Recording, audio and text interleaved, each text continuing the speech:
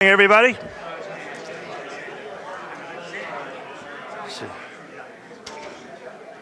I've got 8:59, but we've got a very full agenda today. So if I could get everybody to take their seats, we'll get started. A reminder, please silence your cell phones if you would, if you can think of that. As well as we are recording this, so at the end we will have a break after the presentations. Today we're going to have a special speaker, Ray Pittman, will be here, and we will have an opportunity for questions and answers after Ray's presentation directly about stormwater. And then during that session, if you would just wait for the microphone to come to you so we can record the question and the answer for you. Again, at the end of the all presentations, we'll take a quick break and then come back for a Q&A. Today, I'm going to talk a little bit about Matthew and the update on the finances and what we've spent. We took a little break in April from contractor work with Heritage, but we've got some folks coming back to help us with some matters on Palmetto Bay, and you'll see some information on that. We've got to get out on that open space between Palmetto Bay and Sea Pines and clear out some of those trees, and that may have some impact on traffic on Palmetto Bay. So we're working with the Department of Transportation on trying to get that coordinated. Amanda will be up talking about our upcoming events, our website launch. Hopefully a lot of you have had a chance to go to the website and have seen that and experienced it. Our community digital signage. Jared will talk about projects that are coming up. And then introduce Ray Pittman, who is our stormwater engineer hydrologist, and talk a little bit about the study that we conducted last fall and the results of that. David Henderson will be talking about the beach and dune update, special projects and landscaping repair, and then Toby will talk a little bit about ABDI and possibly some other topics that come up as well, because he's always got some other topics to talk about. Charlie Miner then will talk, give an update on ASPO and Sea Pines, the Sea Pines Resort Team agreement, take our break, and then be right back. So without further ado, I'm going to introduce Amanda, and we'll get started. Amanda? Oh, did you want to cover your slide real quick? Oh, yes, I should do that, shouldn't I? Okay, money. Thanks, Barry. To date, we're almost at $4 million in storm recovery, and you can see the largest portion of that is tree debris removal with our contractors. These are downed and dangerous trees, leaning trees. This work continues on as we go through this spring. We're finding branches and hangers that are continuing to come down, and we anticipate that this is going to go on for a while. So I don't think it's going to be at the pace that we were at, but we will have some special projects that are coming up, and I already mentioned the Palmetto Bay. So we're moving right along on this, $4 million out of the 5.2 that we had originally forecasted, and we still have not touched anything yet on the beach and boardwalks matter, and we're not sure where that's going yet. We've been working with the town, and David will talk a little bit about that, where we are with those projects and what might be done for boardwalks back on the beach. So with that, I'll turn it over to Amanda. Good morning, everyone. My name is Amanda Sutcliffe-Jones. I am your CSA Director of Communications. It's a pleasure to speak with you this morning. As Brett mentioned, I have a couple things to update us on. We will begin with upcoming events. Our next upcoming event is actually our annual CSA and ASPO board meeting. It's going to be held on Monday, May 8th, so that's next Monday. It's from 3 o'clock to 5 o'clock over at the Sea Pines Country Club. All property owners are invited to attend this meeting. The meeting itself will cover information from the 2016 annual report. That report is now available. It is available on our website. This is the link, seapinesliving.com/2016 annual report. I encourage you guys to take a look at that page. Not only does it have the annual report, but it does have quite a bit of other information related to the annual report and the upcoming annual meeting. The other opportunity that we have, which is our first time hosting one of these, is a webinar. So we are doing a live webinar for that annual meeting. For those people who cannot attend in person, you can log on to our annual meeting webinar. If you visit that same link down here, there's a link to actually register for the webinar. It's very easy, it's free to do, it's a free service to use, it's through GoToWebinar. So we certainly hope that our property owners who potentially are non-residents and may not be able to be in Hilton Head at that time can log on to that meeting, or equally if somebody in Hilton Head can't attend in person to use that service. The meeting itself, following the meetings, there will be a social hour at the country club, so we encourage you guys to attend if you can attend in person. Some additional information for events that are upcoming in May, June, and July. Before I start with the items that are on this list, I do want to remind you guys, it is turtle season. So May to October is turtle season. These are some fun signs that you might see out on the beach within Sea Pines. Just some general reminders: lights out from 10 p.m. to 6 a.m. if you're a beachfront property owner. That's a really important thing because the turtles, if the lights are on and the houses are going to go the wrong direction, we want them to go to the ocean. Close window shades so that way you limit the light. If you're on the beach for some reason and you see a hole, fill that hole, because we don't want the little hatchlings to fall in those holes and not be able to escape. And then again, a big important reminder, leave the nest undisturbed. That's a really big deal for us here. So these are some signs that you might see popping up on different locations on the beach within Sea Pines. And thank you to the Turtle Trackers, which is a subsidiary of the Sea Pines Women's Club, for putting this together. They're working on these signs. So thank you very much to that group. Couple other items. In May, we have the Artists of Sea Pines opening reception. You can see the work displayed right here in person at the community center. They'll be having their event on May 10th from 5 to 7 p.m. Toby will talk more about this, but ABDI will be coming to Sea Pines to do a community presentation to our property owners. That will be on May 11th from 1 o'clock to 2 o'clock p.m. in this building. ASPO has their next board meeting on May 18th at 9 a.m. here in the community center. CSA as well will follow them on May 23rd. ABDI is the gate software service that we're looking at to purchase to facilitate some processes with the gate. So Toby will cover that information during his portion of the presentation. Again, CSA's board meeting's on the 23rd. In June, we have a coffee on June 7th at 9, ASPO and CSA June 22nd and June 27th, respectively. And then in July, we do not have any CSA or ASPO board meetings during that month. There is no coffee in July. The next coffee after the June meeting will be on August 2nd. So a couple of updates there.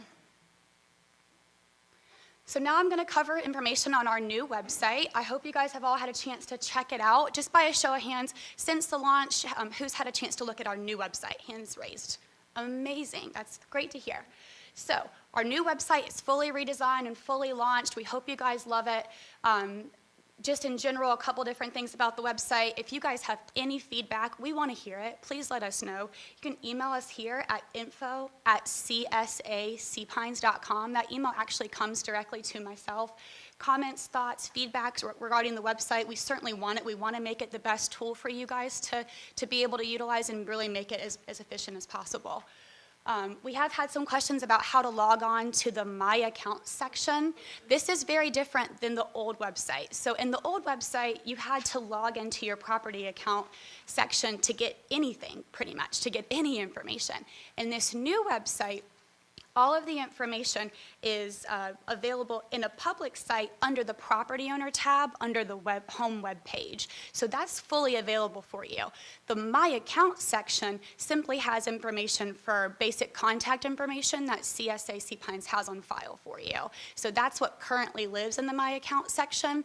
As we work into phase 2 of our website, we will start to develop that My Account section to hopefully be able to do things like calling gate passes online or pay your assessment online and things of that nature. But right now in phase 1, the My Account section is limited to the basic contact information we have on file for you. A couple different key points. For first-time users for that My Account section, you would use the email that we send communication to you from CSA with. So that's really important. If you don't receive emails from us, we do have to get your email to get you registered. That's an easy process. You can just email us at info@csaseapines.com and we can get you registered. And the code or your password is actually your guest pass code that you would use to call in a guest pass for a friend or a family member. So that's how you would get logged into the My Account section right out the gate. If you have any questions or concerns, please feel free to reach out to us and we'll get that taken care of. And again, comments, questions, feedback are also welcome. Now I will cover some information about our community digital signage. I've showed this specific slide. This will be the third presentation. So we did it in February, February, March, April, and now again in May. So this is probably pretty familiar to you guys. If you haven't seen it before, I'll kind of run through it really quickly. This is our current digital signage. The sign itself is a manual replacement process, so we have to have our maintenance guys go out there and manually replace each of those slats. It's not very efficient from a communication standpoint. I have to make the request almost 30 days in advance to them to change that sign because it's such a labor-intensive process for them to get it pre-planned, put it up, install it, and then have an event change. In some situations, we have events that vie for that same space for the same day and time, so it can be challenging. There was a request last year for a digital sign. This has been put in the budget for this year. This is a mocked rendering of that sign. There were some concerns with sight lines at previous community coffees, so we did take the necessary steps to actually create a scaled rendering. So of course this is not the construction material that would be used for the sign, but it is a scaled rendering so you can have an idea of the size. This would be the front scaled rendering, this would be the back, this is at the Greenwood Gate. The Ocean Gate would be similar to that same structure. This is the close-up from the front, and this is a sort of far back set more towards the gate side. So we did go through those processes and ensure that sight lines were of no issue. So what are the next steps for that process? The item is to be reviewed by the Maintenance Enhancement and Major Projects Committee. They actually have a meeting scheduled tomorrow, so that will go in front of them. The MEMP committee will review that presentation and make a recommendation based on that presentation. It will then be followed by a review by the Sea Pines Architectural Review Board. It's on their agenda for Tuesday, May 9th, which is their meeting. The Sea Pines ARB will review that presentation, and they will be responsible for making the final design approval as it relates to their responsibility with ARB. And if both groups approve, the digital sign order could be placed as quickly as Wednesday. So that's where we sit with the sign. It's certainly going to be a much more effective communication tool for us to be able to get that information to you guys most effectively and as quickly as possible. So that wraps up my section. I'd now like to bring Jared Mays, our Interim Director of Maintenance, up to the podium. Do you want me to record that for you? Okay, there you go. Thank you, Jared. Good morning, everybody. How you doing today?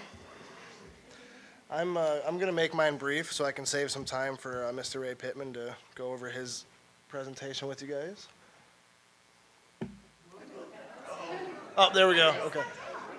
Remember last time I didn't want to use this because I knew I was going to do that. Just a few projects we've recently completed. This is the Leisure Trail south of Greenwood Drive on Sea Pines Drive.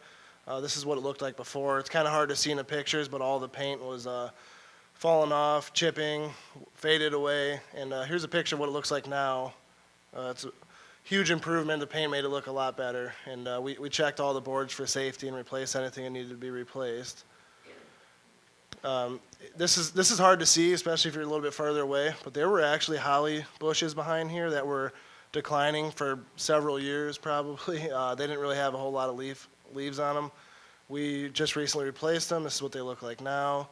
And this is on the corner of Plantation and Lighthouse. If you're coming down Plantation where it dead ends, you look right across. We did a little bit of, I guess, roadway edging and definition. So this is kind of right across from the CSA admin building. This right here is Six Oaks, the entrance to Six Oaks. This is what it looked like before. Obviously some grass isn't going to grow. It was densely canopied before, and we just decided to kind of define it a little bit and make a bed edge, and so now we know where there's turf and where there's a bed. So we plan to continue doing this, and you may have seen it in some other areas, but this was just a good example. Just trying to get some definition on what's supposed to be turf and what's supposed to be beds. And we just completed this yesterday. The back gate of Greenwood, as you can see, this is what the turf looked like. So we got some sod installed, and you can see it's a huge difference. This turf was really struggling. We put this was St. Augustine. We put a Celebration Bermuda in, and we got the irrigation all dialed in. So looking for a nice change there. And this is another spot at the back gate. You can see the turf was struggling, and we replaced it as well. So if you get a chance, I know some of us don't use the back gate, but drive by and take a look at it. Let us know what you think. And I'm going to have Mr. Pittman come up here. I'll give a brief overview of some of his qualifications experience. He has nearly 30 years of engineering experience as a drainage engineer. Huge component of our staff. I mean, he helps us out with several projects. He has a bachelor's degree from USC in civil engineering and a master's in civil engineering from North Carolina State University. Some registrations and accreditations. Professional engineer in Georgia, Florida, South Carolina, North Carolina, and Missouri. Level 2 erosion and sediment control program certified. Professional hydrologist, certified professional in stormwater quality, and a diplomat in water resources engineering. With that being said, I'd like to bring Mr. Ray Pittman up. Thank you.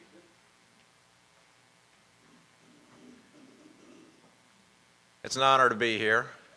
I've been doing drainage in Sea Pines forever.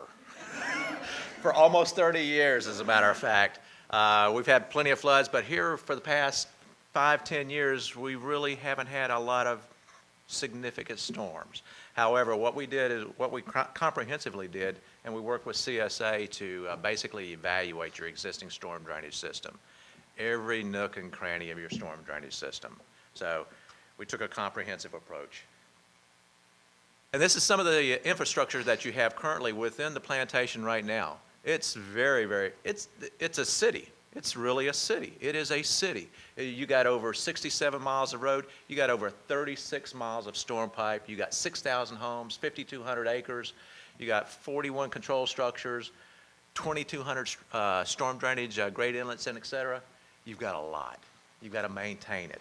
And your level of service that you've always required is here, and everybody else's is down here. And I applaud that. And because you do that level of service, that extends the life of your storm drainage system. And it also, every time that it rains, you see that impact because it works a little bit better. Now, you see all those little dots and everything scattered throughout? Every single dot we went to, each one of those little dots consists of a storm drainage structure.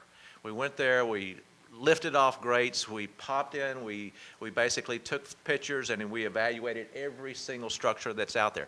That's a bunch of structures. That's a lot of time to do that. So we've evaluated it, we've done it, and we've done the comprehensive analysis to do that as well. Some of the goals that we did, again, we started off with a storm drainage study to see if the storm drainage system is sized to accommodate, and I know it's an 8-inch rainfall, and that's mandated by Beaufort County. An 8-inch rainfall in 24 hours. Sometimes right here, you've received 14 inches of rainfall in 24 hours. It's not designed for that, but it is designed for 8 inches, and if maintained, it will prevent flooding of roads and homes and everything. It will do that. And all of your homes are up at elevation for a 100-year storm. They're elevated above that.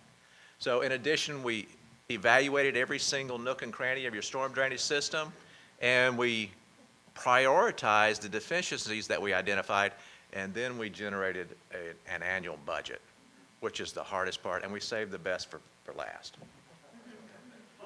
First part, the drainage study itself. Many of you, or some of you as a matter of fact, what we did at the very beginning is we solicited, and CSA did this. CSA did a great job of this. They went out and they emailed to everybody saying, please send us your drainage problem areas that you have, no matter if it's a nuisance, no matter if it's significant or whatever. And we identified all of those. And then we also had a coffee meeting as well, where we brought everybody in together and we had a sit down and said, okay, tell us your problems. We identified those. And typically what we found is that the majority of the problems that were identified and the problems that we also identified in the storm drainage study, they're nuisance flooding. For example, typical flooding that you'll see right here, right now for an 8-inch rainfall is because of grading and because of maybe a little bit of lack of maintenance. And again, your maintenance is a joint effort between the town and CSA. It's a partnership. But you typically will see flooding like this on the right-hand side during an 8-inch rainfall, which again, for the level of service, this is really not that bad. This is really not that bad. Other nuisance flooding that you experience right now for an 8-inch rainfall is this, and this is typically generated just because of it's a nuisance and it's very difficult to solve that for every single entity that has that. The next thing that we identified and looked at was your control structures, and your control structures are probably one of the most important part of your storm drainage system. This is the thing that controls how it gets out to basically the ocean. And this is, in looking at it, you can identify that overall, you've got 41 structures. You have 6 that need immediate repairs. Some of them just a little bit of repairs, but they need to be fixed currently. And there some repair needed. That could be minor. That could be just a minor clean out.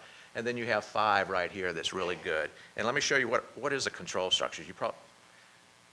I'm the only person in here probably knows what a control structure is.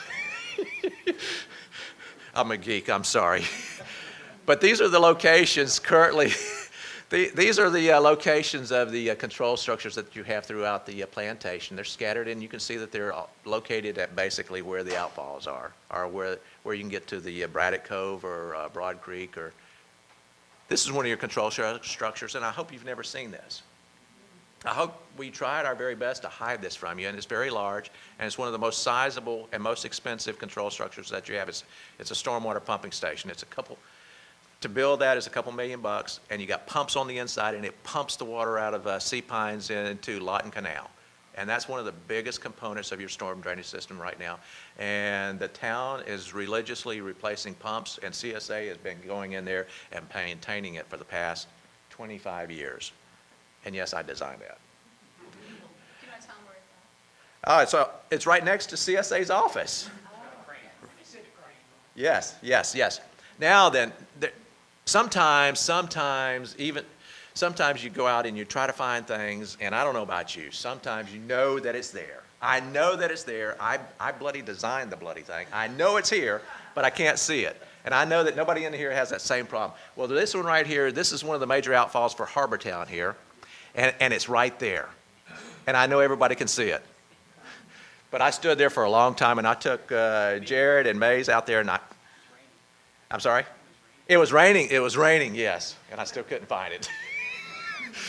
But it's right there. And it is located right there, as a matter of fact. So it just needs to be cleaned out. That's all it is. Just go out there with a shovel and just clean the bloody thing out. That's all. It's easy, and it's inexpensive. Here's another one. That one there's seeing a little bit of wave action, I'm assuming, but it's got a lot of rot. Corrugated metal pipe, it's just like metal and salt water. They die sort of after 50 years or so, and this one here is on its last leg, and it needs to be replaced. This one it doesn't look like much, but that's also an outfall for Harbortown also, and that one's a very challenging location, and it's a very challenging outfall. What happens, believe it or not, with this right here, the drainage from the parking lots and et cetera, they go into underground storm pipes, and then they flush out to this right here, and that structure right there, this little hole, it turns into a fountain, and the water spews out of it. That's exactly what it does. Unfortunately, every time you get a springtide, all the dirt comes on the inside of it and sort of fills it up with dirt. So it's a challenge. This is another control structure, and you can see the separation in the pipes there, and that's one of the major ones. Next thing that we looked at was all of your grade inlets, head walls, and structures. You got about 2,200 of those. If you replaced all of them, it would be about $8 million. And these are typical grade inlets that you might see throughout the plantation. This is one down at Braddock Cove. This is the head wall going out into Braddock Cove. And it drains quite a significant portion from that particular area. And that right there, it's pretty darn good. You got some oyster growth on it, so it needs to be cleaned. It's very inexpensive to clean that off. Here's another one that's You probably don't see these. This is in the ground, and this is just a grate inlet, basically, with the top came off.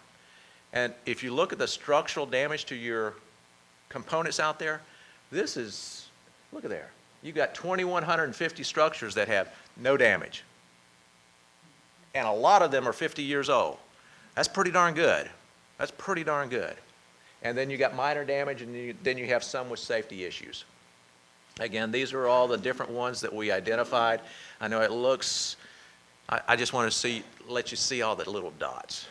All the little dots means about 30, 45 minutes, okay? Here's another one just showing the sediment buildup. A lot of them accumulate dirt and trash and grass and cups and trees and everything else. So you got to go out there and vacuum them out, just like you do for typical maintenance. The next thing that we identified in the assessment was your different storm pipes. You got 36 miles of storm pipes in the ground. That's a bunch of pipe. That is a whole bunch of pipe. Eventually, we're going to have to start replacing them. We should start replacing some of them right now, as we've identified. To remove and to replace them all right now is about 16 million bucks. Pretty significant. But if you look at them, and this is just looking at the entities themselves, a lot of your storm pipe is doing pretty good because you're servicing in them, and you've been servicing them, and you've been maintaining them. Large component of your storm drainage piping, for example, is that corrugated metal, and eventually it rusts through, and it goes fairly quickly, as we found out, like here recently at the end of last year on Gull Point Road, for example. There's a hole in it, but nobody can find it. Seriously, I'm serious. So, but again, looking at it overall, your storm drainage pipe system looks pretty darn good. But again, we got to put together a program so that we can replace it when they need to be replaced, and that's what we've done. And here again, here's looking at all your pipes. Again, just showing you the magnitude. Every little dot is showing you where all their pipes are. So you got 36 miles of pipe underneath the ground that you can't see. What are some of the problems that you have with pipe? And these are not your pipes, by the way. These are This is just a shock and awe picture, okay? This is from the internet, okay? But you get a lot of tree roots on the inside of them, and you do. And sometimes they get tuberculated, just like my arteries and everything. They get clogged up a little. Same thing with pipes. But these are some of our pipes that we have. And these are the corrugated metal pipes. The inverts usually will be eaten out by the salt over a period of time, like 50 years. I know this is a horrible picture, but that's the Gull Point one, and that's the hole right there that caused basically the road to start to collapse. And you had to get physically on the inside of there and look and start jabbing with a screwdriver basically to find the hole in it. Cameras couldn't find it, divers couldn't find it. You had to be in there and just probing it. And this picture here is not of sea pines, okay? I just threw that in for just so you could see the magnitude of what can happen. Here is one of sea pine's pipes. This is one of your outfalls, and it's hard to tell, but that's a corrugated metal pipe, and you have the top of it rusted out, and a lot of the other bottom side is also rusted out also. So that pipe needs to be replaced, and that's been identified. The next component are your lagoon banks. Your lagoons are gorgeous, and they serve aesthetically, and they serve for water quality big time, big time. They improve water quality. They trap all the pollutants right there. They also trap the sediment in there, but they need to be maintained. Also, in addition, your banks. If you notice, a lot of your banks, you have a little ledge on your lagoons, which may make them a little not exactly safe. So you need to trim them back and maintain them. So we've gone through and we've basically identified what can be done and what we recommended. And this is just showing you the depths of the lagoons. And red here means good, they're really deep. And the green means they're really shallow, so they're growing growies. If you're growing growies, that's really not that good for a lagoon. So we've identified and prioritized the lagoons that need to be dredged and also which lagoon banks need to be actually repaired. And we've also applied different techniques for the bank repair approaches as well. And here's some of your lagoons banks here. That's really not that bad.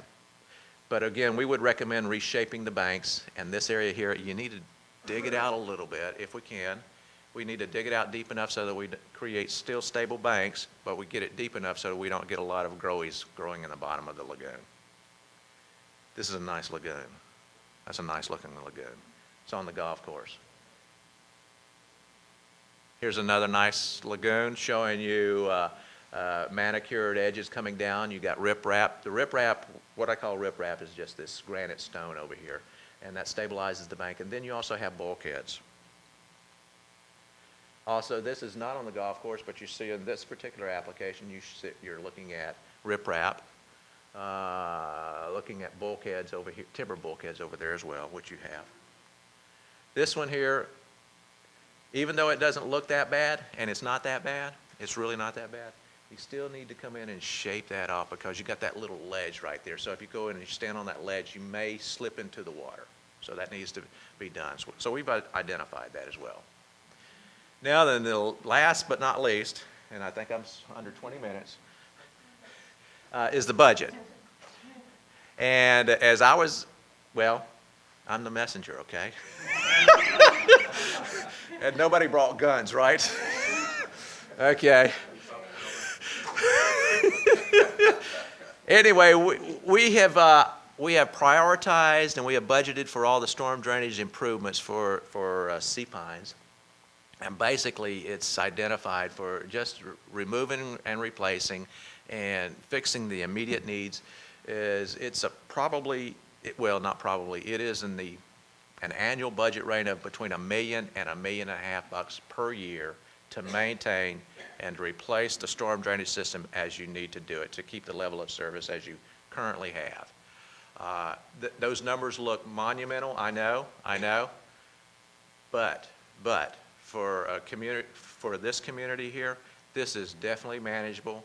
And the best thing is that you've already got a head start. And the reason that I say you got a head start is because you know about these, you know where they are, you know how much to budget for it, and you can start preparing for this right now, as opposed to a lot of municipalities, it's a reactionary. This is not reactionary, this is progressive. You have identified the deficiencies, you prioritize them, and you've also created a budget that you can actually deal with right now for the future.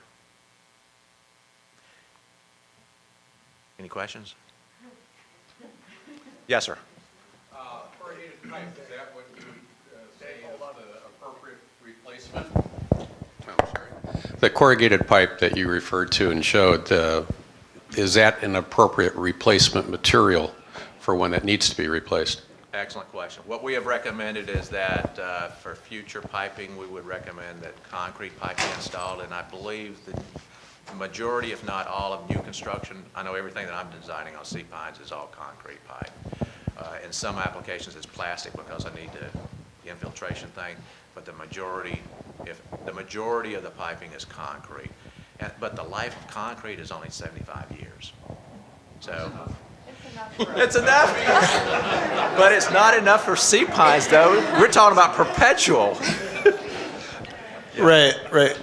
Could you let them know the life expectancy of each type of pipe and the cost difference? Yes. For example, what we've experienced here in Sea Pines, the corrugated metal pipe, and what we've anticipated inside the actual this study is that your corrugated metal pipe will last 50 years. Industry standard says that it'll last anywhere from 35 to 60 years. We have shown, from our experience right now, it's lasting about 50 years. Even the Gull Road, I believe, it was right in the 50-year range that it actually failed on us. And some of the other pipes that you saw that had the holes in it, they're 50 years old also. So that's what we're anticipating. The cost, and for concrete pipe, we've estimated 75 years. You can get a whole lot longer than that. You can get, but we've anticipated with those budget numbers, we've anticipated at 75 years, you replace it. So with your management practices that you have right now, you're going to be, with this tool right here, you're going to be able to definitely master that and replace what you need to in the future if you could follow this plan. In terms of cost, corrugated metal pipe is definitely cheaper than concrete pipe. Corrugated metal pipe it's lighter. I might even be able to pick some of it up. I'd never be able to pick up a concrete pipe. So that's just the labor. The labor is much more expensive for concrete pipe itself. But again, we're recommending it because I think, in my humble opinion, what I recommend is that you look for the long term, you look for the long haul. You're going to get the most bang for the buck out of concrete pipe. Other questions for Ray? Yes, sir. Oh, I'm sorry. We'll go to Carl. I have two areas. One is lagoons. Roughly what percentage of the lagoons are non-CSA owned, and did your study cover those? And secondly, the work that you have presented, is it post-Matthew or pre-Matthew or a combination? Oh, awesome question. Awesome question. Number one is, in terms of ownership of the properties, we did not put on blinders. We investigated all lagoons, and I do not know what the percentage is off the top of my head. I could go back and figure that out for you, but I do not know the ownership. But we investigated all lagoons, all lagoons. And in terms of post-hurricane, what we did is the majority of the investigation for the great inlets and also the control structures, they were done before the hurricane. However, CSA came back and they gave us instruction. They said, Ray, because of the significance of the control structures, those are the most important component of your drainage system. They said, we want you to go back out after the hurricane and reevaluate them. And yes, there were some additional deficiencies identified after the hurricane. Yes, sir.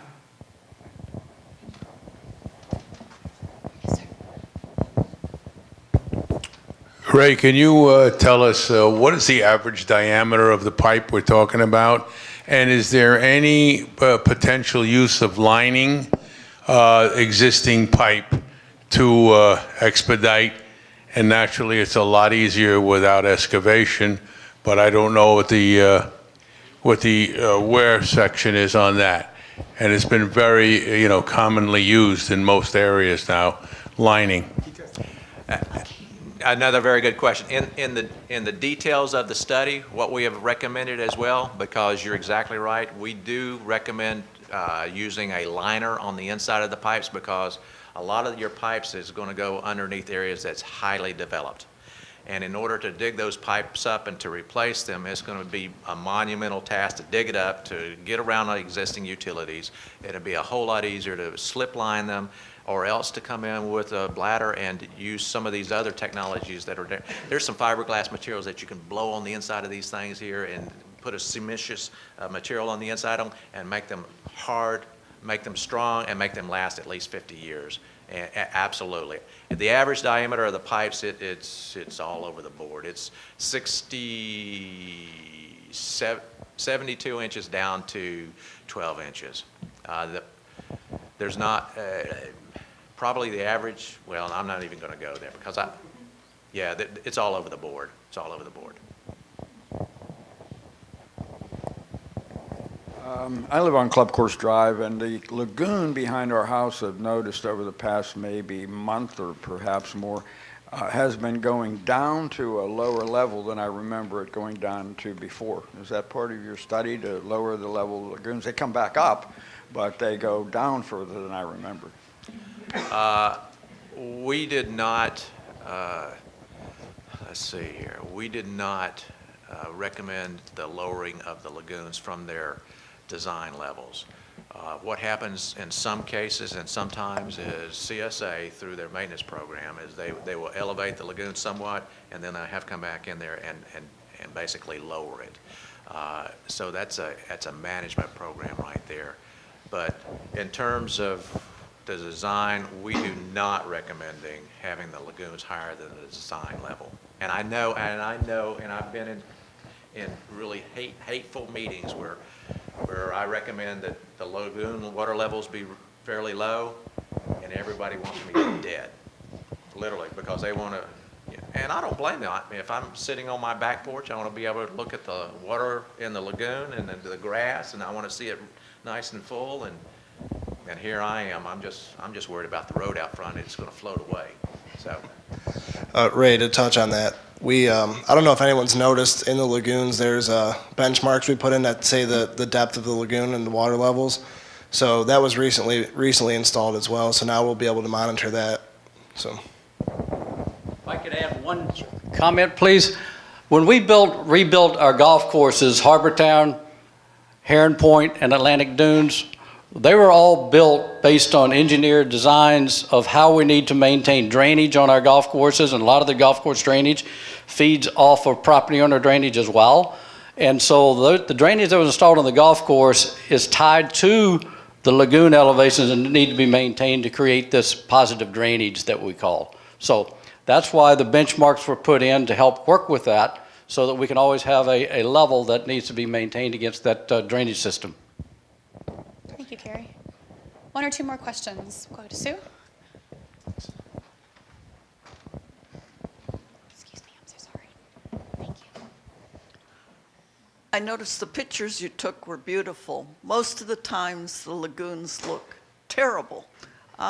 Will this process that cleaning the lagoons out, or will we get rid of all the scum that's on those?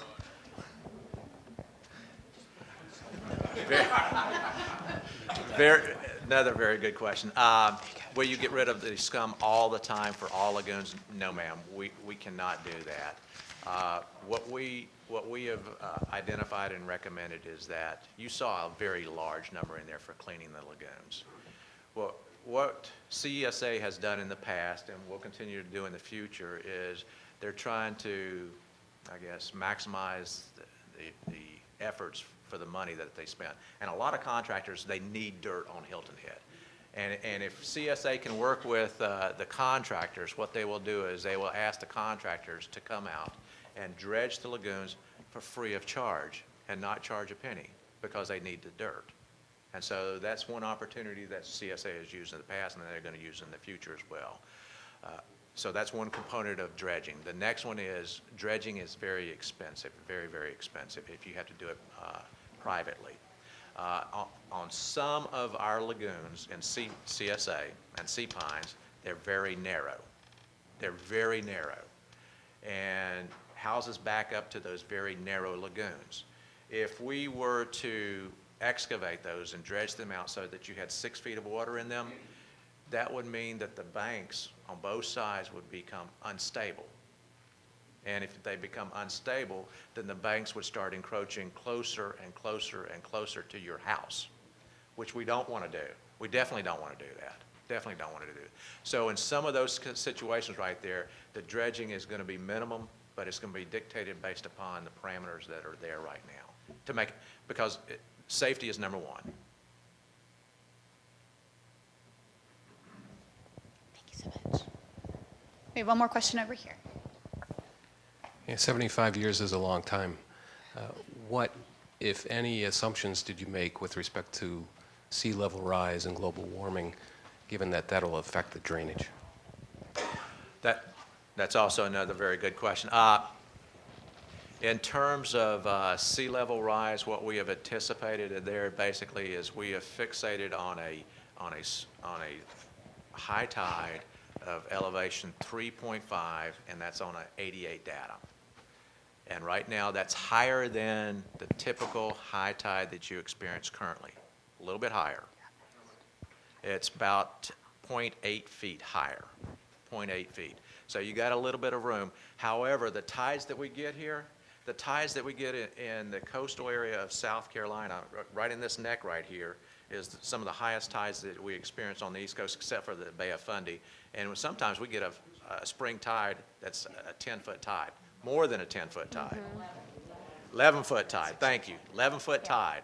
That means the variations between the low tide and the high tide is 11 foot. That's a strong, strong tide. And we don't get that down further in Georgia, and we don't get it, definitely don't get it in North Carolina or Florida. But again, that's a good question. But again, what we've anticipated is the elevation 3.5. If we go above that, then we're going to be doing some monumental things that we're going to have to do. Absolutely. Thank you so much, Ray. We appreciate your time. Thank you very much. Absolutely. So we do have some additional agenda items to cover. I'll welcome David Henderson to the podium and get the PowerPoint slides switched over for us. Just give me one moment.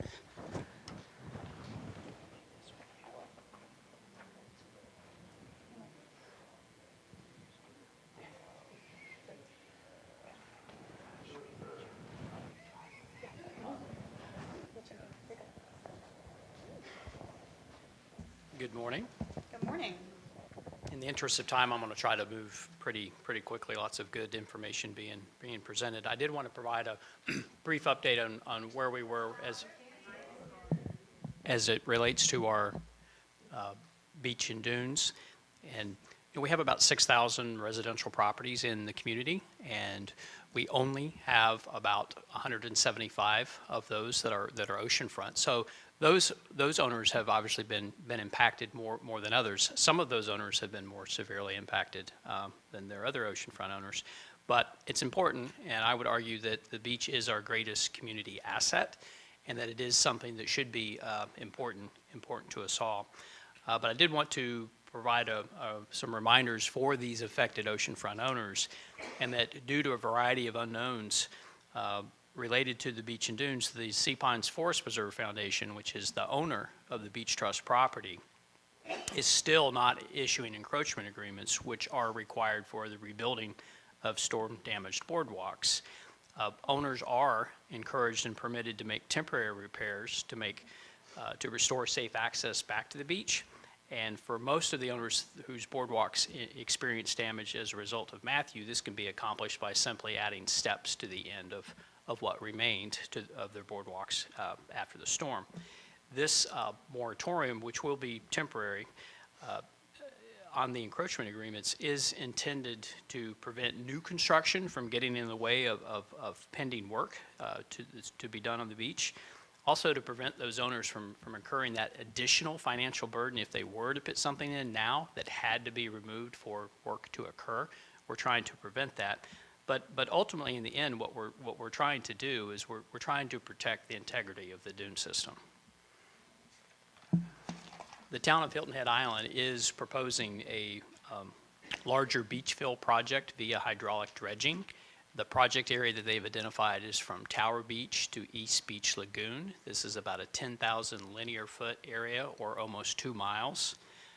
This multi-million-dollar project will place approximately 250,000 cubic yards of sand, which will serve as the foundation for future dunes. It's important to note that this sand, once it's placed, you will not have the dune system and those ridges and valleys, if you will, that were existing prior to Hurricane Matthew. It is just putting the sand in the system so that primarily Mother Nature can take her course over time through the action of primarily winds, possibly with a combination of some fencing, sand fencing, and some vegetation work, so that this dune system can reform over time.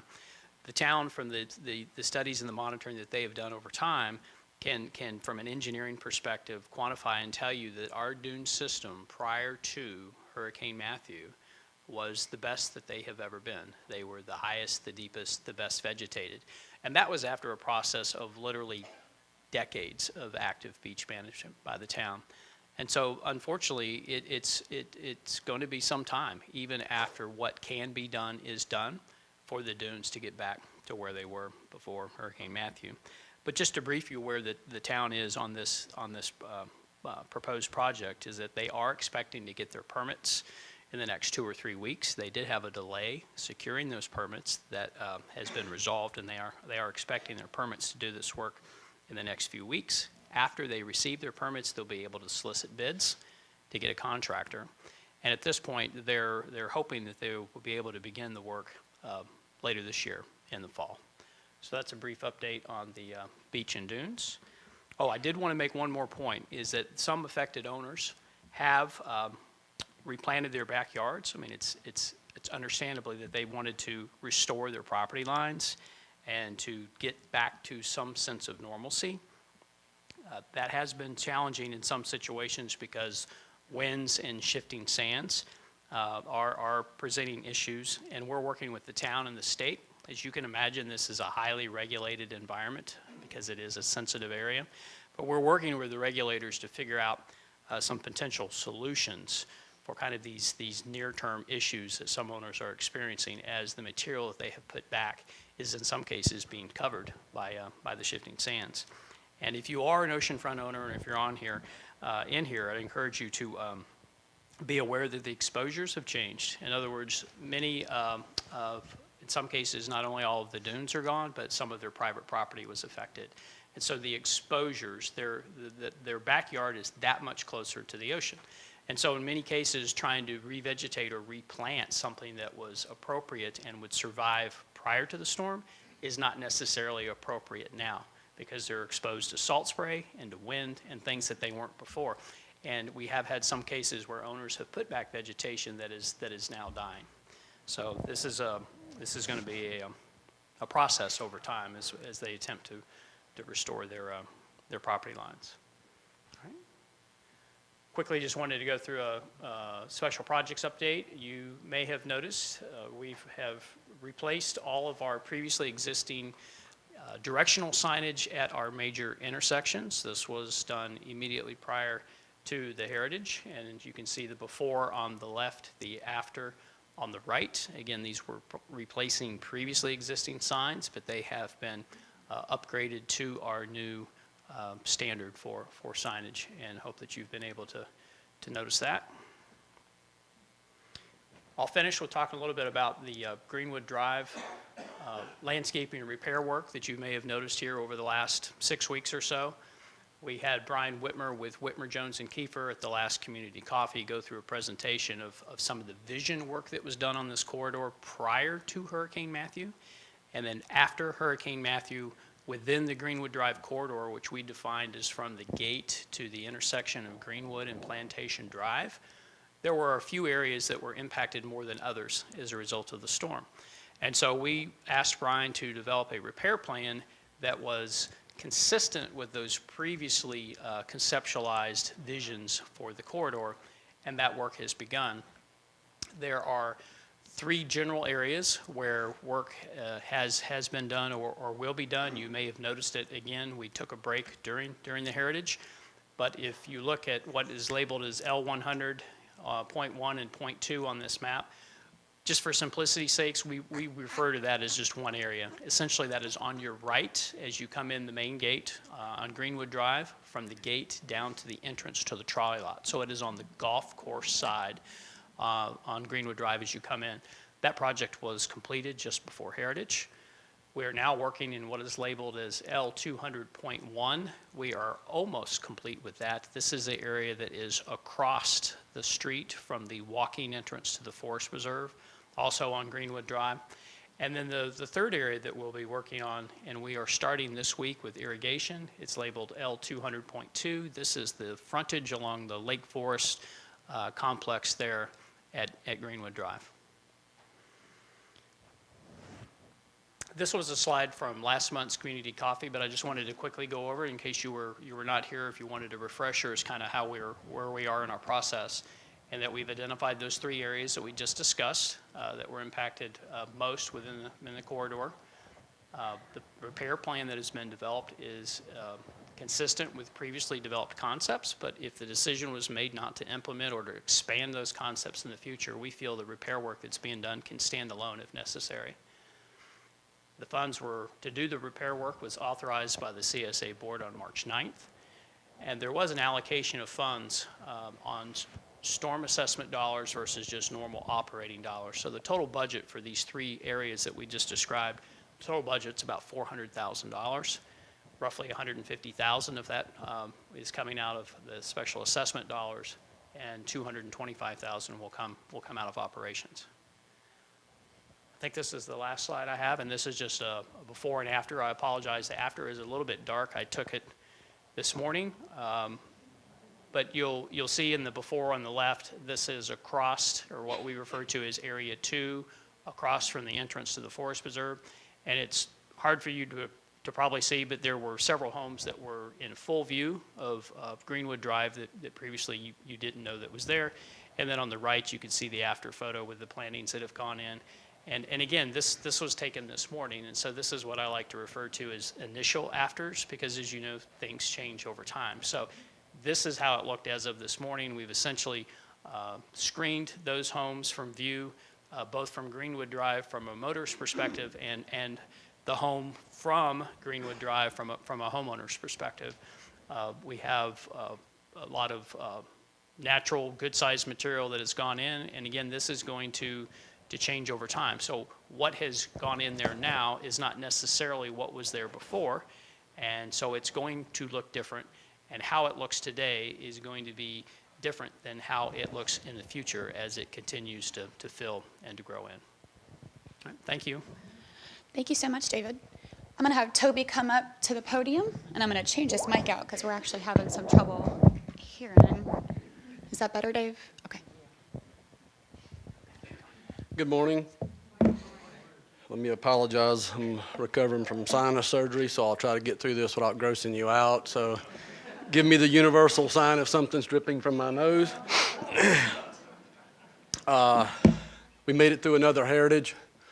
It was a great week. We were due for good weather. We had good weather during the entire week. We thank the property owners. I know and feel your pain. It is a huge inconvenience during the week of the tournament. There's a lot of moving parts.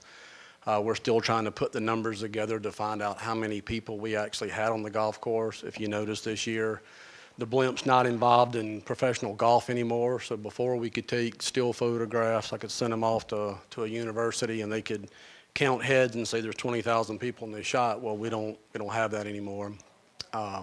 But great big turnouts on Saturday. The trolleys ran this year. We added 5 15-passenger buses or vans that went along with the trolleys. We moved 4 more thousand people this year during the tournament than we did last year with the trolleys. So people were using it. There was some obviously some inconvenience because we moved a lot of people this year. But all in all, it was a great tournament. We had no major incidents, just really the usual stuff of overconsumption. Just a couple quick updates. The Tower Beach. We are manning Tower Beach, our gate arms. This has been probably the longest project that it's taken to get these arms repaired because every nook we look under, something else is broke. And I'll speak about ABDI in just a little bit, but Tower Beach is staffed 7 days a week from 8 to 4, so there will be someone there checking ID cards and decals, so letting people in and trying to control the parking amongst those hours until we can get the gate arms repaired. ABDI software that the board is looking to possibly purchase would add our Tower Beach access as well as our bicycle gates at both locations into this software. So it's a controlled system that is manned by this hardware that we're putting in. Our fiber lines with all the trees that's uprooted, we had fiber line breaks. It's just been really kind of one thing after another. And not only were we damaged, the same vendor we're using, 5 other communities is using the same vendor for repair. So we're still in the process of gate arms at Tower Beach, repairing 32 cameras that were damaged during the storm at both gates, and possibly adding this new software, which there'll be a demonstration next Thursday, not this coming Thursday, May the 11th, between 1 and 2. So you can come and actually see what this ABDI software will mean to you as a property owner. I think one of the very neat features with this program is that it would give you an app on your phone. So those of you who are tech savvy and don't want to pick the phone up to call the Welcome Center to call a pass in, you can do it right on your app. And you can put, I think, 20 of your closest friends, if you have 20 close friends. You can put it in your phone, just hit Toby McSwain, and the pass shows up at the gate. So for a property owner standpoint, I think it's something the app is going to be very big. Palmetto Dunes, Wexford, Hilton Head Plantation, Indigo Run, everybody's transferring into this new software. Is it going to change the gates? That's something that we're going to talk about a little later. We're hoping to make the gates more efficient. And I'll be quite honest with you, ABDI is not going to change the world inside of Sea Pines. We're still going to be selling gate passes. People are still going to get in the wrong lane. People are going to still ask directions. Those issues aren't going away. But I think from a management standpoint and from a property owner access where you could be anywhere and just use your app and let someone in. I think it's going to be a huge, huge convenience for you. And that's all I have for right now. Thank you. Thanks, Toby. Okay, I know we've kept you a long time today. Take about a 5-minute Well, break. Charlie, Oh, I'm sorry. Charlie's on the Oh, I'm agenda. sorry. Charlie. That's okay. I'm way off the agenda. Charlie? You're trying to save time. Yeah, I was like, I don't know what. Thanks, Brett. That's the quickest one I've ever done. I know there's a lot of interest and concern. You have a slide for me up there? Okay. About the future of Sea Pines relative to the referendum. We're all excited about it, and I think we have a great program to put forward. But I think you also need to get some update on where we are right now, what we've been doing, and what the next steps are. One of the things that has been important to Mark Griffith and myself as chairman of CSA and as president of ASPO is to open up the communication process. And that has an upside and a downside. And they open up the communication process at the board meetings. They're public. Anybody can come to them. We answer questions. And so as a result of that, a lot of information gets out perhaps before it's fully developed into a final plan. So that's where we stand with the referendum. It is still a work in process.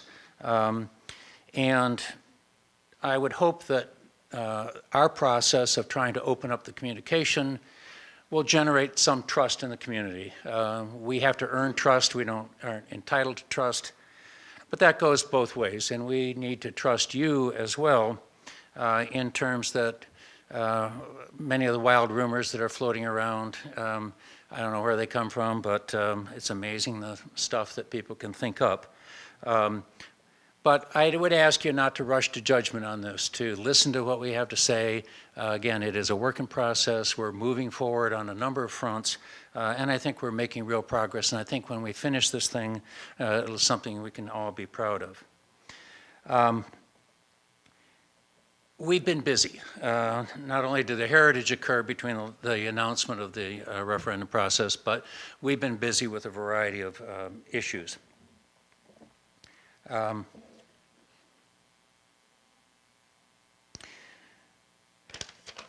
One of the things that happened when we basically had Steve and Cliff come to the 2 board meetings and make a public announcement of what it was planning is we received an awful lot of input from the residents and from the other parties. I would remind you that in Sea Pines, there are basically 3 components to Sea Pines. The residents, who are by far the dominant component, but the resort itself and the commercial interests. And part of what we put together in terms of our plan for the referendum involved the commercial interests. So they really didn't have a voice in this prior to the announcement. And since then, we have been meeting with the commercial interests to try and find common ground. And actually, I think some really good suggestions have come out of those interests. And I think that we'll have a better package as a result of it.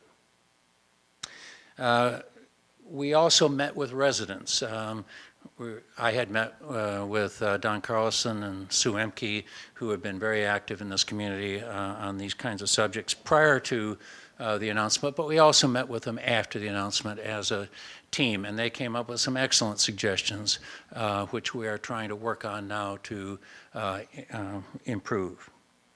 The other day, last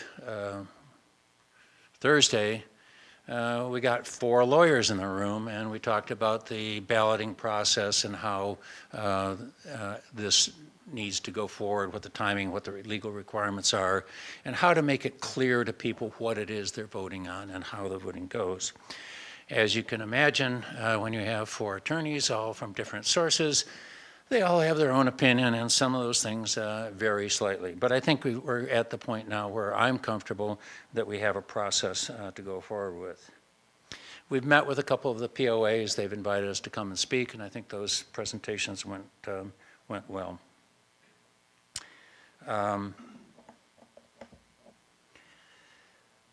We have talked to, talk about input. We have talked to the golfers, which was probably the biggest firestorm that came boiling out of all of this. But I think we have a solution for the golfers as well. And I know the resort is planning significant improvements to property owner rights relative to golf tee times, and that they're preparing now to meet with the country club and representative golfers to get these things ironed out so that we have a clear understanding of what's happening. The other thing that we made a decision on, again, meeting, was that we will drop golf from the referendum itself. It doesn't, we can rely on an agreement among the parties as opposed to a referendum item. The referendum item, the referendum itself is a relatively simple proposition. It's a approval to add rooms to the Harbortown Inn. But nothing in Sea Pines is simple. So it has generated a lot of tangential or related issues. Part of that is because when we sat down with the resort to talk about the additional rooms, there were other things on our agenda that we wanted to get accomplished. And it took some time. It took a lot of legal evaluation of those things. We spent a ton of money on lawyers looking at covenants and bankruptcy rulings. And so as a result of that, although the referendum is simple, the issue isn't.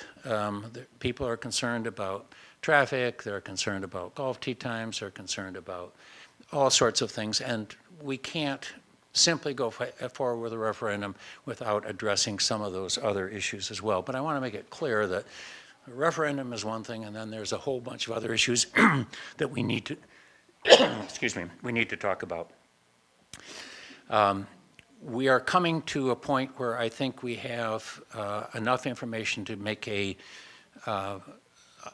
clear presentation of what the issues are and how we think they should be approached. And so we have committed to doing a sort of a town hall meeting here on May 30th. Again, I wish it were sooner than that, but for example, I know Cliff and Steve were up in with their board of directors working out some of the details of changes. But at any rate, on May 30th, we will have two town hall meetings, and one will be 9:30 in the morning, and the other will be 6:30 in the evening. Prior to that, as we get issues resolved, we will post them on our website. We'll talk about them where there are opportunities to talk about them. So the idea here is to keep you current on communication, to move forward carefully so that we do it the right way, and to end up with a package that we can all be happy with. So that's my update on where we stand right now. And after this is over, I guess we'll take some questions.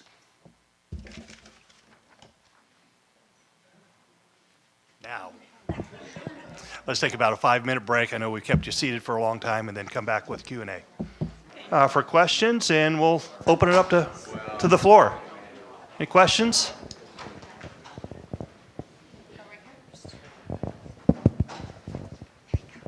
Hi, my name is Kendallyn Miller. I have a question regarding the referendum town meeting. You're just going to have it one day, the day after Memorial Day. Will there be other meeting times so that people that are away for that weekend can hear about this? Yes. We'll have others. That's our first meeting. Okay. That was the earliest we could find people. You know, I'm traveling too, and so is Mark, and that was the first date that we could find that we had some time for Steve and Cliff to put together the information that they need to present. And so we thought that will be our initial meeting, but we are well aware that we will probably need to do, that we definitely will need to do additional meetings. So the other meetings will be the same type of agenda? Yeah. Yeah. Yeah, basically trying to explain what the whole program is. This is a fairly, you know, there are a lot of moving parts in this thing, so it takes a little bit of time to discuss it and explain it. Just hold for 1 second. So that is the first time that that meeting has been announced is today. Again, it's that May 30th day, time frame. The first one, 9:30, the second one, 6:30 in the afternoon.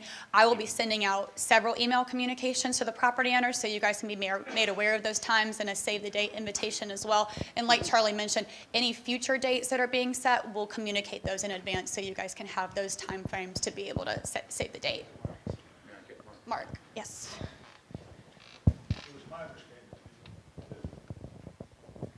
It was my understanding that the webinar capability that we are contracting with could be available and should be available for those meetings, so non-residents and those that cannot attend, that wish to be informed, can get in via webinars, right? Yes, so Good. I'll have to, because they've just been announced, I'll work to get those webinars set up this afternoon and into tomorrow and send those invitations out to the property owners. So even if you happen to be traveling for that Memorial Day weekend, we encourage you guys to sign up via the webinar. And it's essentially what you'd be able to do is view the slides that were being presented, and then you would visually see the slides, and then audio you would hear either through your computer via webinar, or you could dial in for a conference call. So the same setup that's being planned for the annual meeting would be instituted at those future meetings for those referendum discussions. Alex Cruden, following up on the previous question for Charlie, when will the actual terms, the thing that we'll be voting on, when will they be disclosed? As we are able to, first of all, we already disclosed the term sheet, which is basically fundamentally what the terms are.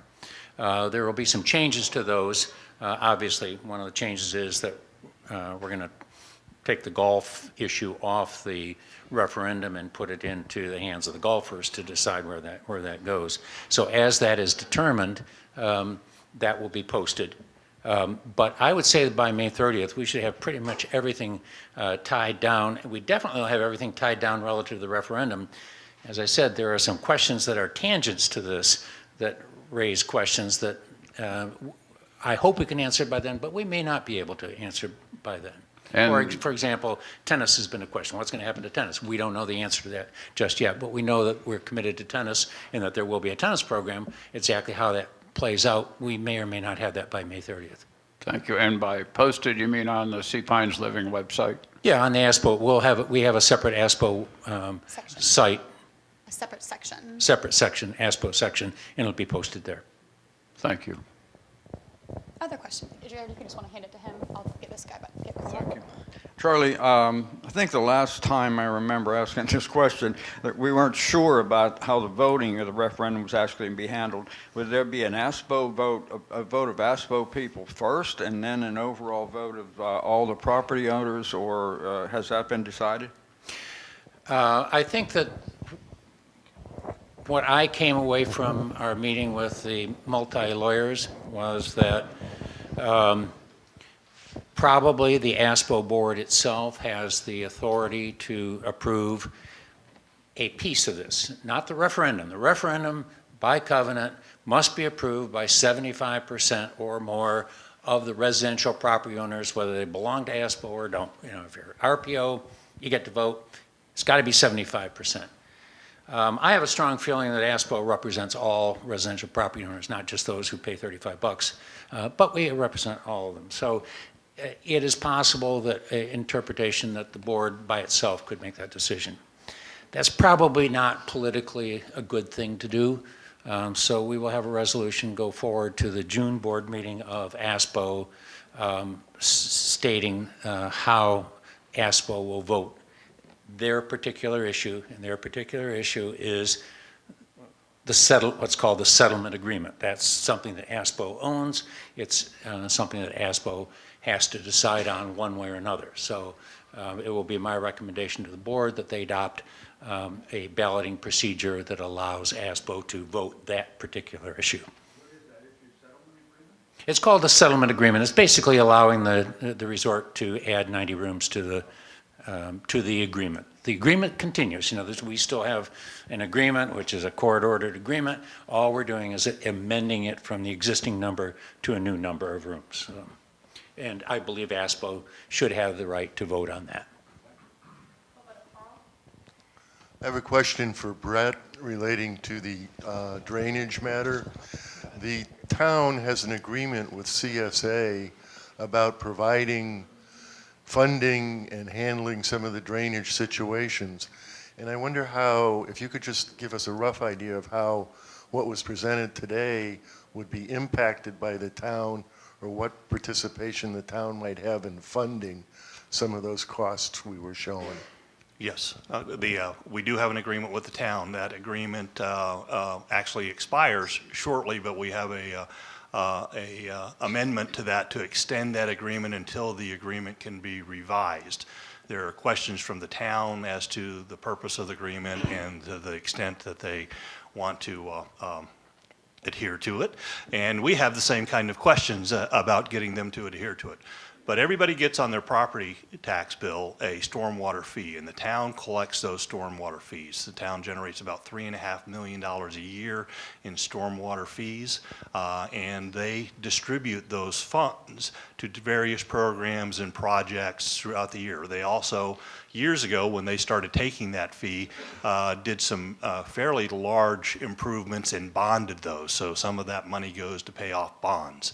So we're in line for that funding source, and there's not enough money there to pay for all of this, but we're trying to get a clearer understanding from the town as their contribution to this project, because we look at it as one big project and we need to move forward with it, and we want to see what their contribution will be. We're also working on, through the county, trying to determine just exactly what Sea Pines pays, what all the property owners in here pay to the town, and we're working on those numbers so we can get a better idea of what's being returned back to Sea Pines. Is it possible to know when the next meeting is going to be within the next week? I mean, you should be able to figure out when we're going to meet after May 30th, within a week from now. Just to know what's going on and doesn't disappear the.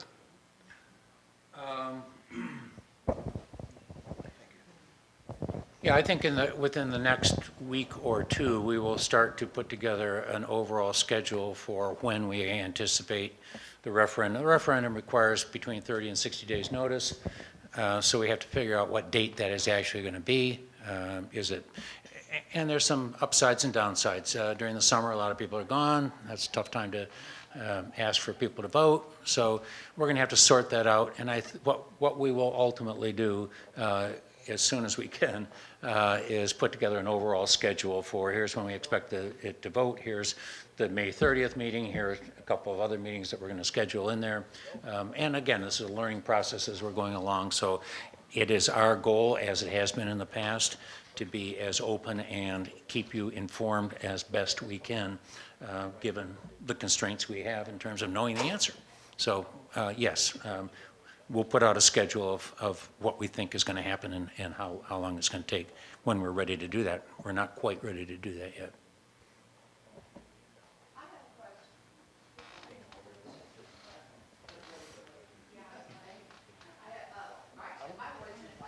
I don't.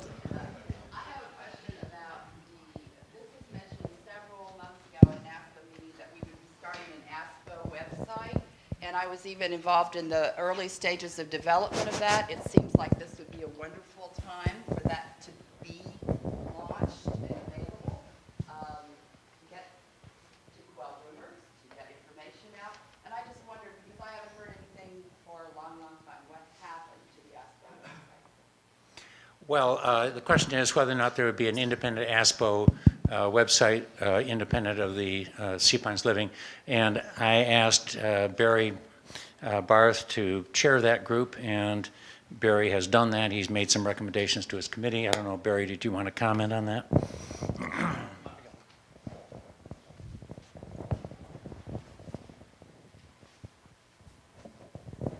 I would say this isn't completely resolved yet. Is Dick Matthews here? No, Dick's not here. We've had some discussions, about this, and there's a real question whether we can basically create, a straight link off of the CSA site that will be exclusive to be just ASPO material. So that, in fact, Amanda and I have been working on that kind of linkage. Right now, I think if you go to Sea Pines Living, you end up going to the governance section, right, to get to ASPO. You know, as a homeowner, just like you guys, I think ASPO needs a lot more prominence than that. So I'm going to talk with Amanda about getting a more significant prominence, you know, on the CSA site, so people don't have to just go to link to the governance section to be able to do that. I think, you know, at that point, we will put ASPO-related material there. The other thing that we've talked about, and in many cases, it'll duplicate the CSA material. So I think, as Charlie said very well, whether you pay $35 a year or not, all of us, you know, on the ASPO board are representing all of the homeowners. So I think that's very important that we, you know, that we are able to do that. And so one of the things that we've talked about doing is creating an ask, I don't know that this is going to be the proper term we're going to use, but an Ask ASPO section, so that people that have questions that are specifically ASPO related will be able to address those questions, and there will be a Q&A portion of that. And from that, over the weeks, months, and years, we'll be developing a frequently asked questions section, you know, that will be available to do that. So at this point, that's what we're doing basically on an interim basis. There's been some discussion of whether ASPO as an organization should be in the social media business or not. As some of us know, there are at least 2 or maybe 3 additional social media sources that are out there that are available. And in most cases, they've been very responsible in terms of what they're doing. There's a question of how duplicitous we really need to be in that regard. And as a nonprofit organization, whether we should be, you know, in the social media business. And I think that's the last discussion that Dick and I had about that. And we really haven't had a board discussion about that. Charlie's been looking for an opportunity to pull the board together. So I'm just being real candid with you on where that process stands right now. Thank you, Barry. Other questions?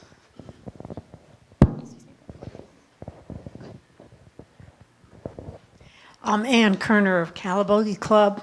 I'm just wondering, I think it may have been Charlie that mentioned that you had recently met with the commercial owners, and just what is your opinion, or what is their opinion of the referendum? Just give us a... Well, the resort, of course, is a commercial owner too, so that's a piece of it. And if you recall the term sheet that we talked about, we agreed to, and there are 2 big issues in terms of what the commercial people looked at. One was the assessment. We felt that the resort was stepping up to the bar in terms of a significant increase in their assessment, and we came up with a formula which would significantly increase the commercial assessment based on a square footage formula.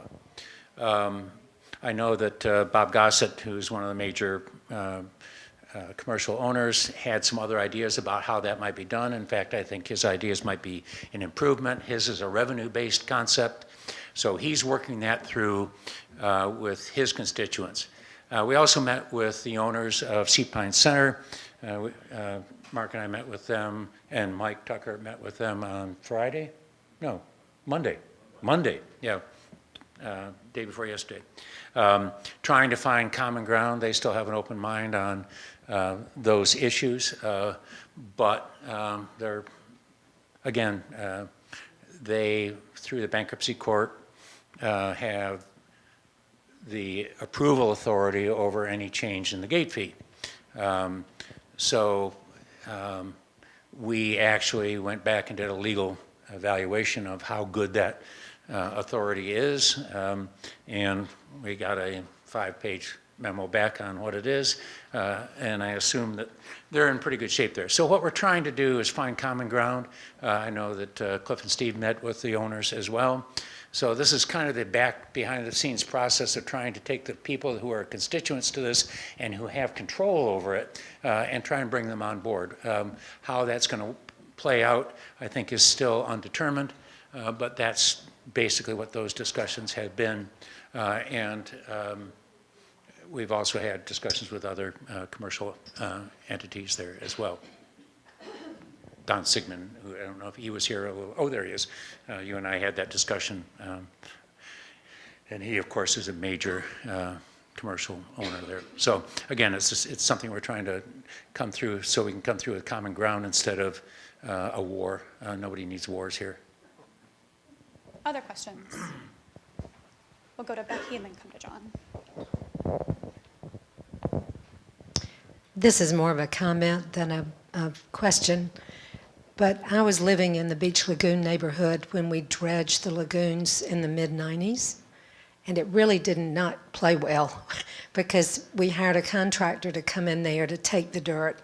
They drained all the lagoons, let all the fish die, and it took over a year really to get because they would just come when they needed dirt.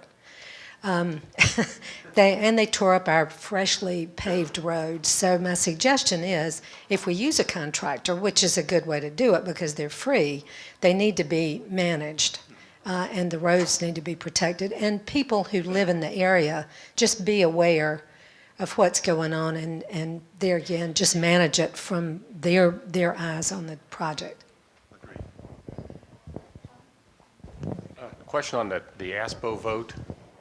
You said that the board only will vote on that and the ASPO members will not vote? No, I didn't say that. Okay, I didn't catch it. Okay, yeah. That's one of the problems that you have is the communication is tough because these issues are a little complicated. What I said was that, in my opinion, after a legal review, the board has the authority to make that decision. In my opinion, that would be a poor thing to do, and so we will introduce to the board a resolution where the ASPO members vote on the question. So in my opinion, the board will approve that, and we will have, again, this stuff gets ridiculously complicated, but yeah, the ASPO people need to vote, and in my opinion, the most conservative approach to that would provide for about a 2/3 majority vote of ASPO, and that would be part of the ballot, so you would know. And what you're voting on is the hotel agreement. You're not voting on the referendum as such.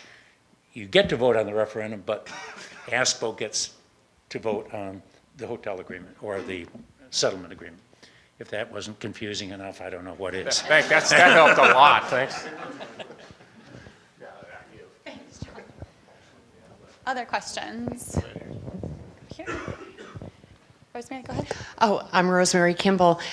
This is a suggestion that I've thought about for a long time with our entrance and the gate entrance. And I know that this is one of the main thoughts on everyone's mind every single day we go through there. And looking at it, to me, have we ever thought of using the parking lot where Sea Pines Welcome Center is? If we could have like 2 entrances to sell passes, and maybe you would go in through the parking lot for residents and have an arm. It seems like there's a lot of, leeway there. If the parking lot's hardly ever used, at the Welcome Center, and there is a big section there that could be made just for us residents to go through. Surely we can think of something to do and simplify our entrances here. Yes, I agree. And we are working through that. We've got all of that area surveyed. Oh. We've been talking to the resort and talking to them and the engineers, the traffic engineers on the measurements. This will be our 3rd year of measurements on the traffic counts that are coming up, and they're really just validating what we already know, where everybody turns, where everybody comes out, what the volume times are. And we hope that our systems will also improve with that. But it's a capacity issue as well as a process issue. So we need to figure that out. Oh, good. And Well, that's good to know. We believe there's space to do some better Thank you. Ideas there. Morning. My name's Ted Kerner, and I'd like to make a negative comment about the digital sign at our entranceway.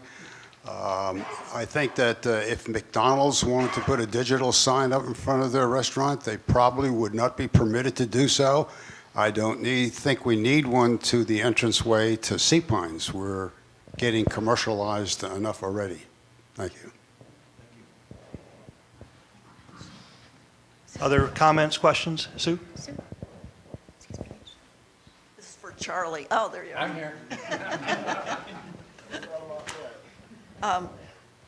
You commented that the referendum is still a work in process. I hope also the terms of the referendum are still a work in process, because to most of us, the issue is our quality of life. So hopefully you're still working on that. Yes, by referendum, I said there are a lot of tangent issues, and the terms aren't entirely tangent. I mean, the terms are contingent upon passage of the referendum. So the things that we've negotiated, the $1 million, is it a grant or a foundation, the payment of the $150,000 in our expenses, the turnover of the forest preserve, those are all pieces that if the referendum passes, we then execute as part of the agreement. So in my view, those things are linked. There are some things that aren't linked, which we just do, and that is, for example, that the resort has agreed to support an increase in the gate fee. So we're now trying to find a way that we can actually get that done, because you need 3 people to approve it. The property owner or the ASPO needs to approve it, the resort needs to approve it, and Sea Pine Center needs to approve it. So we got 2 of the 3 so far. How do we get the 3rd one so that we can actually do it?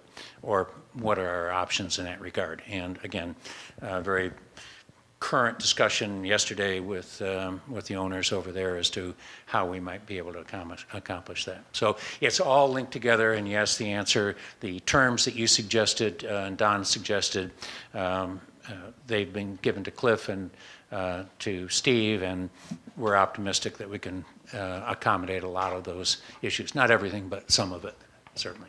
I think all of them have a workaround. Perhaps, yeah. Okay. Again, work in progress. Oh, yes, hi. Sorry, didn't see you with the column there. You're all right. I'd like to counter the previous opinion on the sign. I think it's a very, very appropriate thing to do. It's an excellent way to keep us property owners informed of what's happening within our community. Saves money, better communication, timely communication, yada, yada, yada, yada. I encourage we go forward. Well, if there are no additional questions, oh, we do have a question over there. Good. I would just like to address Charlie and Mark and the resort people. I want to thank all of you for working together to try to get through issues. I think we share probably 95%. We share the same concerns about the quality of life for visitors to the resort. And the same for the residential property owners. I guess I have one question. Can we use the camera records to try to get some determination on the traffic count with respect to the type of, what are the problems and how can we reduce the wait time at the gates, the whole traffic issue? Yeah, I think the ABDI system that Toby referred to earlier is an intelligent system. Right now, we are manual. So everybody comes in, we do know how many passes we issue, that kind of thing, but we don't know the traffic counts. We don't know by time of day, by time of year, those types of things. And we want to get a lot better at that, Don. And yes, this kind of a system will tell us who the commercial people are, how many times they come in, when do they come in, who the residents are, not necessarily that it's you, but that residents are accessing during other times, whatever times those might be, so we can get a better idea on the volume needs and the time that it takes to get everybody through.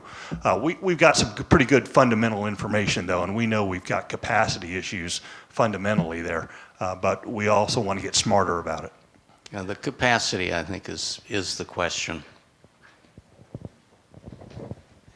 Thank you, Dawn. All right, well, if there are no additional questions, we certainly appreciate your attendance this morning. Thank you again and have a fabulous day.